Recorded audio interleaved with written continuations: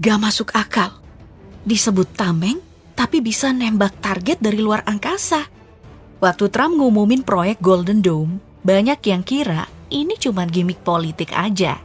Tapi sekarang, satelitnya udah ada di atas kepala kita. Sistem ini katanya buat lindungin Amerika. Tapi siapa yang jamin itu nggak dipakai buat serang negara lain? Kubah emas di langit, teknologi laser, senjata pemusnah dari orbit, semuanya udah aktif. Dan ini bukan cuma soal Amerika, Rusia, Cina, bahkan Korea Utara langsung bereaksi. Tunggu sebentar lagi, kamu akan ngerti kenapa dunia sedang berdiri di ujung perang global.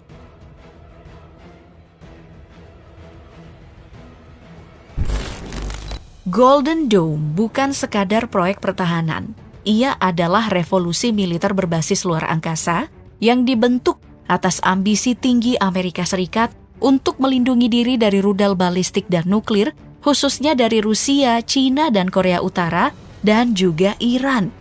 Proyek ini dirancang sebagai sistem pertahanan multilapisan yang menggabungkan teknologi pencegat konvensional, laser luar angkasa, dan jaringan satelit AI super presisi untuk menyergap rudal musuh dalam hitungan detik, bahkan sebelum mencapai atmosfer bumi. Dibandingkan dengan Iron Dome milik Israel yang berbasis darat dan hanya efektif dalam jarak pendek, Golden Dome ini memiliki skala jauh lebih besar.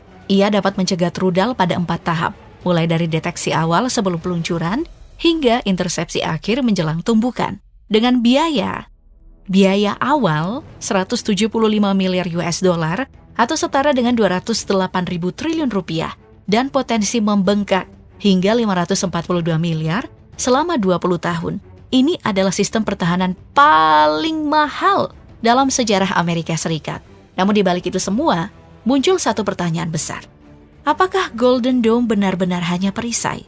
Sejumlah pakar memperingatkan bahwa sistem ini bisa berfungsi ganda sebagai senjata ofensif dengan rudal pencegat dan laser yang dilengkapi dari orbit, di mana Golden Dome berpotensi digunakan untuk menyerang target darat dengan presisi tinggi. Celah inilah yang menimbulkan kekhawatiran global, karena satu sistem yang diklaim defensif justru bisa menciptakan dominasi dan ketakutan.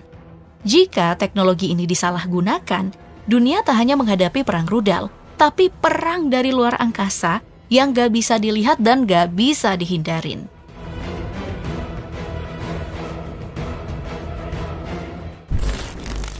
Golden Dome bukan sekadar proyek ambisius.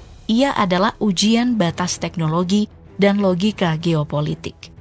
Sejak hari-hari awal kepemimpinannya, Donald Trump sudah memerintahkan pengembangan sistem ini melalui executive order bertajuk Iron Dome for America.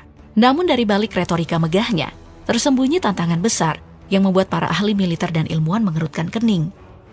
Masalah utama terletak pada kompleksitas teknis sistem pencegat berbasis ruang angkasa. Golden Dome dirancang untuk melibatkan laser orbit, satelit AI, dan sistem pencegat canggih yang bisa menghancurkan rudal musuh dalam hitungan detik, bahkan saat baru diluncurkan. Namun untuk mewujudkan itu, Amerika Serikat harus menempatkan jaringan pencegat di orbit dalam jumlah masif, memastikan setiap sudut wilayahnya bisa dilindungi, dari Florida sampai Alaska. Dan itu sangat tidak efisien dan super mahal. Michael O'Hanlon dari Brookings Institute bahkan menyebut satu unit laser orbit seperti ini bakal setara dengan biaya dan kerumitan teleskop Hubble, lengkap dengan cermin raksasa dan sistem pengisian energi berkali-kali. Proyek ini pun diperkirakan bisa membengkak hingga 500 miliar dolar dan tetap belum menjamin keamanan total. Beberapa pihak juga mempertanyakan koordinasi antar lembaga. Siapa yang akan mengendalikan Golden Dome? Apakah ini domain Angkatan Luar Angkasa, Angkatan Laut, atau Badan Pertahanan Rudal? Belum ada kejelasan tentang itu. Nah, di tengah keraguan itu muncul alternatif dari sektor swasta. Perusahaan SpaceX sempat menjadi andalan utama. Sebagai perusahaan antariksa swasta paling maju di dunia, SpaceX dipandang sebagai mitra strategis alami pemerintah Amerika Serikat untuk membangun infrastruktur luar angkasa yang dibutuhkan oleh sistem pertahanan ini. Dengan ratusan satelit Starlink yang sudah mengorbit dan teknologi peluncuran ulang roket paling efisien di dunia, SpaceX memiliki keunggulan logistik dan teknis yang sulit disaingi. Namun, di balik itu semua, hubungan antara SpaceX dan pemerintah Amerika Serikat, khususnya Pentagon pun semakin tegang.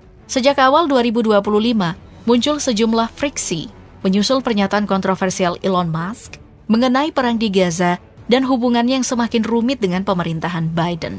Beberapa pejabat keamanan nasional secara terbuka menyorakan kekhawatiran atas ketergantungan berlebihan terhadap perusahaan yang dikendalikan oleh satu figur publik yang sulit dikendalikan. Puncaknya terjadi ketika Pentagon secara diam-diam mulai mencari alternatif mitra, dari proyek Kuiper milik Amazon hingga perusahaan pertahanan tradisional seperti Lockheed Martin dan Raytheon. Bahkan, Palantir, perusahaan analitik data militer, ikut dilibatkan untuk membangun algoritma sensor AI dalam proyek Golden Dome. Beberapa analis menyebut ini sebagai strategi diversifikasi paksa, upaya menjauh dari dominasi Musk di sektor ruang angkasa. Bagi SpaceX, ini adalah kehilangan peluang besar sekaligus tantangan reputasi. Namun, perusahaan ini tetap punya keunggulan yang sulit disangkal. Kemampuan peluncuran cepat, biaya rendah, dan teknologi reusable rocket yang tak tertandingi.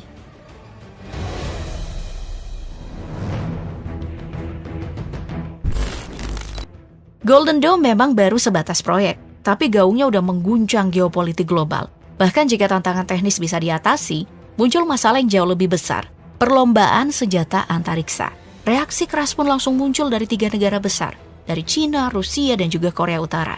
Dari Beijing, juru bicara Kementerian Pertahanan Zhang Xiaogong secara terbuka memperingatkan bahwa proyek Golden Dome hanyalah upaya memiliterisasi luar angkasa secara terang-terangan. Dalam konferensi pers resmi, Zhang menyebut langkah Amerika ini sebagai pelanggaran terhadap Treaty on Outer Space dan menyerukan Washington untuk tidak membuka kotak Pandora. Menurutnya, tidak ada negara lain yang lebih agresif dibanding Amerika Serikat dalam menjadikan luar angkasa sebagai medan konflik baru. Sikap serupa datang dari Moskow.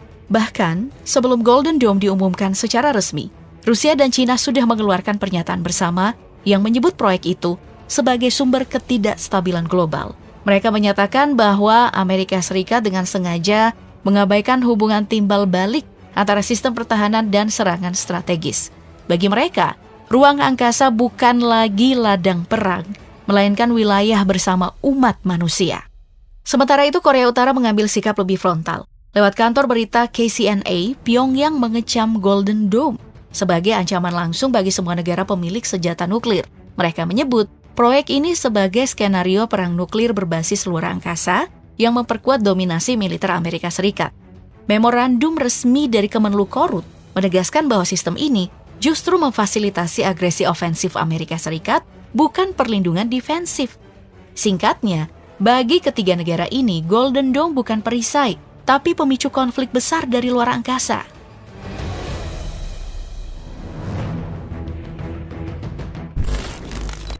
Di tengah meningkatnya ancaman rudal hypersonik dari China dan Korea Utara, Amerika Serikat tak hanya membangun tameng luar angkasa untuk dirinya sendiri. Lewat proyek ambisius ini, Washington mulai melirik sekutu-sekutunya di Asia dan Eropa untuk memperluas jangkauan perlindungan global. Kanada menjadi negara pertama yang menyatakan minat resmi. PM Mark Carney bahkan telah menggelar pembicaraan tingkat tinggi dengan Presiden Trump, membahas kemungkinan integrasi sistem pertahanan ini ke dalam wilayah Kanada melalui jalur kerjasama NORAD. Bagi Kanada, ancaman rudal dari luar angkasa bukan lagi teori, tapi sesuatu yang serius dan nyata. Sementara itu di Asia, Jepang digadang-gadang sebagai mitra kunci berikutnya. Letak geografisnya yang berdekatan dengan China dan Korut menjadikannya kandidat ideal dalam jaringan pertahanan rudal berlapis ini. Is not for sale. As you know from real estate, there are some places that are never for sale. Golden Dome bukan sekadar proyek pertahanan. Ia adalah simbol ambisi luar biasa Amerika Serikat untuk menguasai langit, bahkan luar angkasa. Dengan ratusan satelit pengintai dan pencegat rudal, proyek ini menjanjikan keamanan total dari serangan apapun dari negara manapun. Tapi di balik jargon keamanan dan teknologi canggih, muncul nih pertanyaan besar. Apakah benar-benar untuk perdamaian? Jika satu negara memiliki kekuatan untuk memantau dan menghancurkan ancaman dari orbit, bagaimana reaksi musuh-musuhnya? Rusia, China, Korea Utara, bahkan sekutu-sekutu lama yang mulai gelisah, bisa melihat ini bukan sebagai perisai, tapi sebagai ancaman dominasi global baru. Lalu apakah proyek ini akan mendorong perlombaan senjata di luar angkasa? Ironisnya, demi mencegah perang, Golden Dome justru bisa memicu babak baru konflik global yang lebih luas dan tak terkendali. Dunia tengah berada di ambang era baru. Bukan hanya perang di darat dan laut, tapi juga di antara bintang-bintang. Pertanyaannya sekarang, bukan lagi apakah dunia siap menerima sistem ini, tapi siapa yang benar-benar aman jika Golden Dome benar-benar aktif.